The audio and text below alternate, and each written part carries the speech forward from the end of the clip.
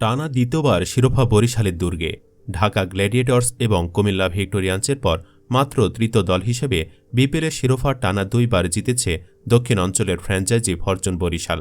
এমন এক জয়ের পর বেশ উচ্ছ্বসিত বরিশাল ফ্র্যাঞ্চাইজির মালিকানায় থাকা ফরচুন গ্রুপ। তারই নমুনা দেখা গেল খেলোয়াড়দের বাড়তি বোনাসে।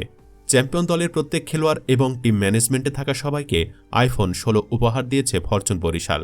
এর আগে চ্যাম্পিয়ন প্রাইজ মানি হিসেবে বরিশাল পেয়েছে 2.5 কোটি টাকা। ফাইনালের ম্যাচ সেরা হিসেবে তামিম পেয়েছেন আলাদা 5 লাখ টাকা। এর বাহিরে এবারের আসর শেষে কে কি পুরস্কার পেল, চলুন জেনে নেওয়া যাক বিস্তারিত। জানা গেছে এবারের বিপিএলের রেকর্ড পরিমাণ আর্থিক পুরস্কার দিয়েছে বিসিবি, যা আগে কখনো দেয়নি পাপন। এবারের আসরে মোট 5 কোটি 31 লাখ টাকা অর্থ পুরস্কার দিয়েছে বিসিবি। অবশ্য প্রতি ম্যাচে ম্যাচ সেরার পুরস্কার ধরলে টাকার অঙ্কটা আরও বেশি। গত আসরের তুলনায় এবার প্রাইজ মানি বাড়ানো হয়েছে 2 কোটি 3 লাখ টাকা। চ্যাম্পিয়ন দল ফরচুন বরিশাল পেয়েছে 2.5 কোটি টাকা, যা গতবার ছিল 1.5 কোটি টাকা। রানার্স আপ চিটাগং কিংসের হাতে উঠেছে 1.5 কোটি টাকা, যা গতবারের চেয়ে 50 লাখ টাকা বেশি। দলীয় পুরস্কার আছে আরও। টুর্নামেন্টের তৃতীয় দল হিসাবে খুলনা টাইগার্স পেয়েছে 60 লাখ টাকা। সেরা 4-এ থাকা রংপুর রাইডার্সের ঘরে গেছে 40 লাখ টাকা। ফাইনাল সেরা হয়েছেন তামিম ইকবাল।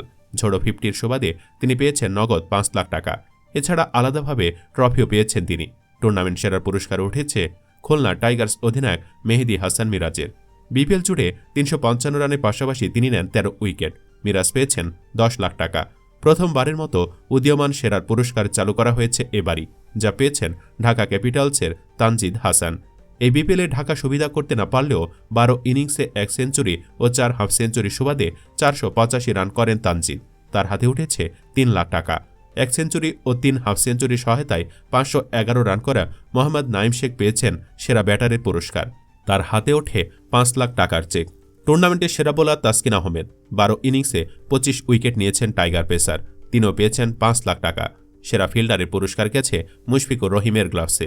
12টি ক্যাচ ও 2টি স্ট্যাম্পিং করার বাড়তি পুরস্কার হিসাবে 3 লাখ টাকা পেয়েছেন তিনি। আর শিরোপা জেতায় বরিশালের ক্রিকেটাররা পাচ্ছেন বাড়তি পুরস্কারও, নিশ্চিত করেছেন ফরচুন বরিশালের মালিক মিজানুর রহমান। তিনি জানান, খেলোয়াড় এবং টিম ম্যানেজমেন্টের সবার হাতেই এর মাঝে আইফোন 16 পৌঁছে দেওয়া হয়েছে। নিজের পুরস্কার পেয়ে তামিমরা দর্শকের মধ্যেও ছড়াতে চান আনন্দের বার্তা।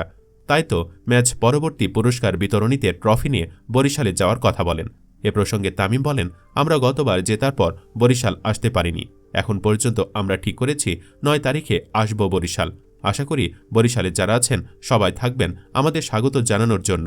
সব যদি ঠিক থাকে এই 9 তারিখে আপনারা আমাদের কাপসহ দেখতে পাবেন।